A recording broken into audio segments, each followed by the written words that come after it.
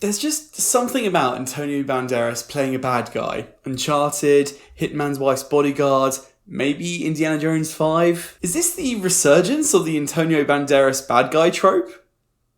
I'm down for it.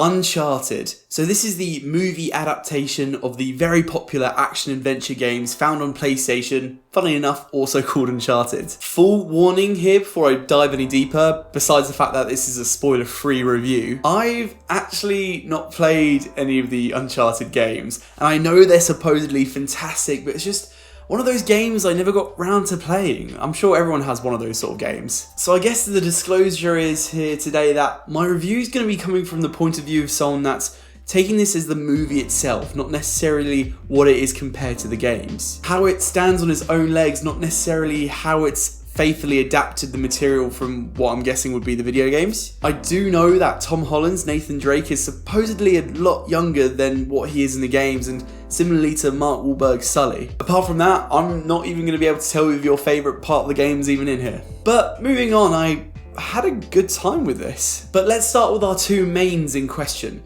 Tom Holland here plays Nathan Drake, and I'm going to go out on a limb and just guess that he's not fully representing the Nathan Drake that we see in a lot of the Uncharted games. He definitely doesn't have the same characteristics here, but nonetheless, he's still really lovable here. And it's that classic Tom Holland charm that you've all probably seen before, and it does well to drive most of this film. Flip the coin over and you get Mark Wahlberg playing Sully, who is fine, I guess. He works best here when he's bouncing off of Tom Holland directly.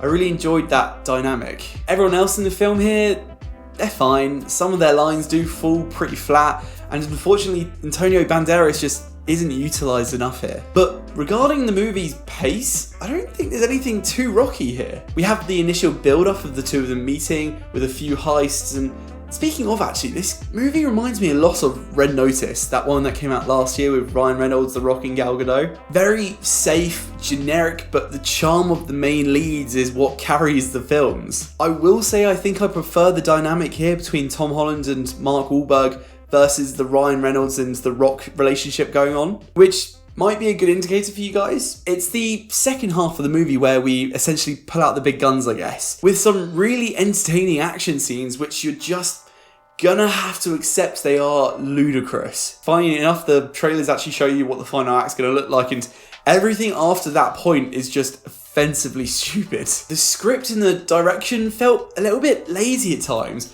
with some pretty irritating continuity errors. Girl dives underwater and then a minute later comes out and she's got shiny dry hair with all the product in. Another time we had a guy on the ground and then a second later he's suddenly piloting a helicopter, and the movie makes no effort to explain how or why or where. There's definitely a few lazy bits like this which drive the action, but I guess despite all that, it's entertaining. And again, I think that's because of Tom Holland. I would take the action element here over the treasure hunting element. The latter feels very bog standard. National Treasure just will always do it best. You can definitely tell that I just want to call this movie generic, essentially, which is what my gripe was with Red Notice too.